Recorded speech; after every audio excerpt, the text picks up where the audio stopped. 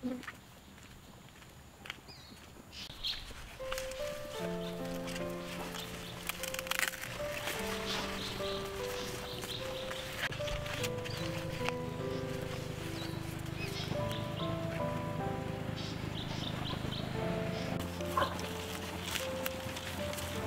这个已经捞了，可以了。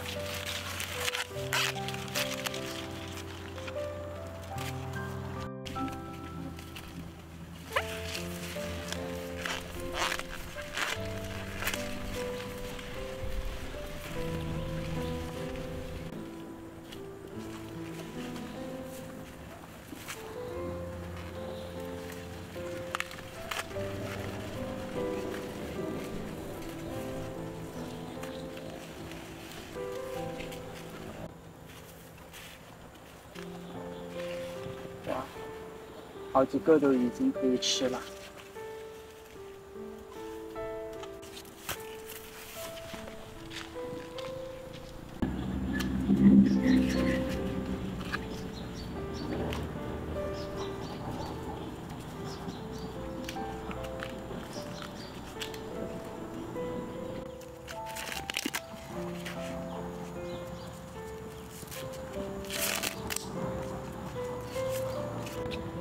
เอาพี่แกมาช่วยปอกหน่อยยังไงล่ะฮะเดี๋ยวอันนี้ออก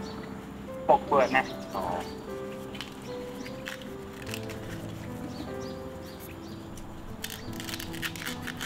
อันนั้นต้องใช้ไปด้วยตรงนี้ใช้เหรอไอตัวข้างนอกก็ไม่ต้องแต่ไอตัวก่อนอ่อนใช่อ่อนนะเอา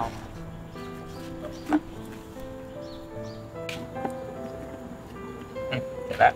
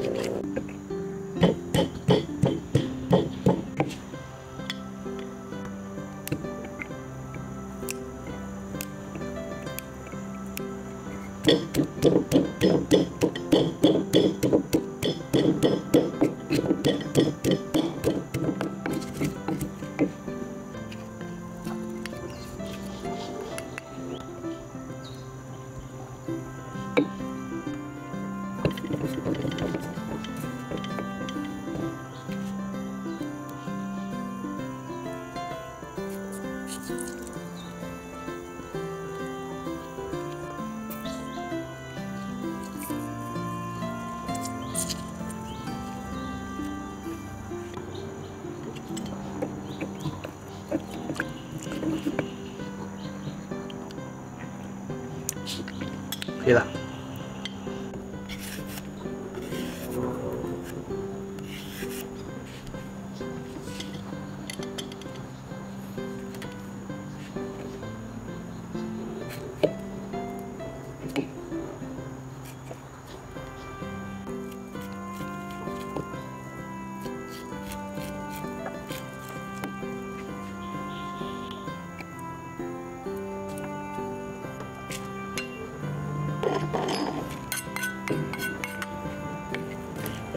พี่เอช่วยจัดการหน่อยนะ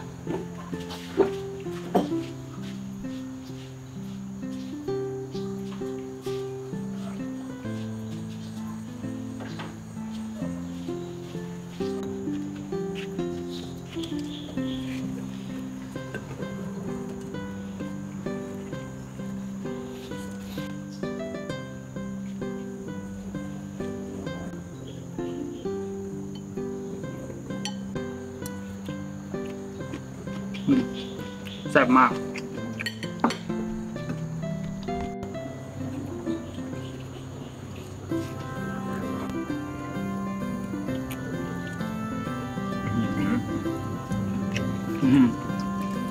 หอมของข้าวโพดเต็มนุ่มเลย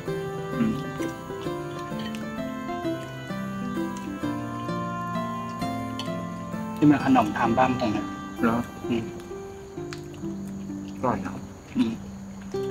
มีความเหนียว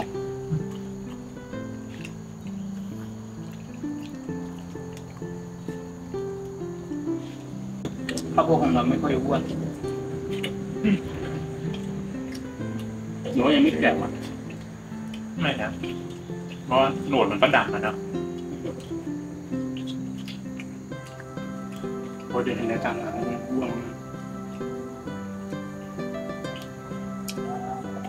คงแต่งปุ๋ยเยอะแล้ว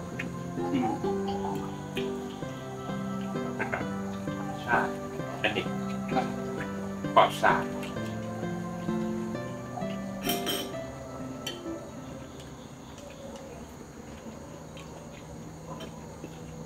อืม